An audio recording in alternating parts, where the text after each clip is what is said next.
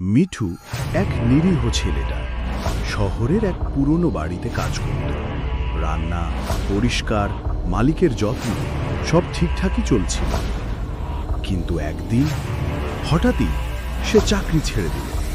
কেউ জানে না কেন, কারো সাথে সে কিছু বলেনি, শুধু বলেছিল, আমি আর ওই বাড়িতে থাকব না। এরপর সে চলে গেল এক জঙ্গলে, এক অচেনা জায়গায়। সেই জঙ্গলের গভীরে ছিল এক ধ্বংসস্তূপ বাড়ি, পুরনো ভাঙা দরজা, ছাদে লতা গুল্ম আর জানালায় ভাঙা কাঁচ। মিঠু বলল, এখানে কিছু লুকোনো আছে, আমি জানি। সে হাতে নিল কোদাল আর মাটির পাশে খনন করতে লাগল।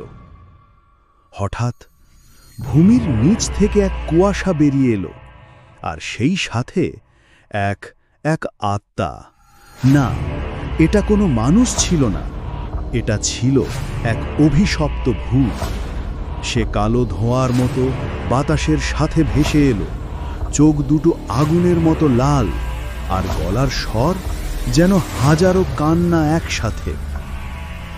মিঠু চিৎকার করল, কে কে আছো? দয়া করে আমাকে ছেড়ে দাও। কিন্তু ভূত আর থামল না। তার ঠান্ডা হাতটা মিঠুর গলায় রাখল। মিঠুর শরীর ধীরে ধীরে জমে গেল, চোখ খোলা রইল, কিন্তু প্রাণ নেই। ভূতটা বলল একটাই কথা, এখানে যারা খোঁজে তারা ফিরতে পারে না। সেই দিন থেকেই ওই জঙ্গলের বাড়িতে আর কেউ যায় না।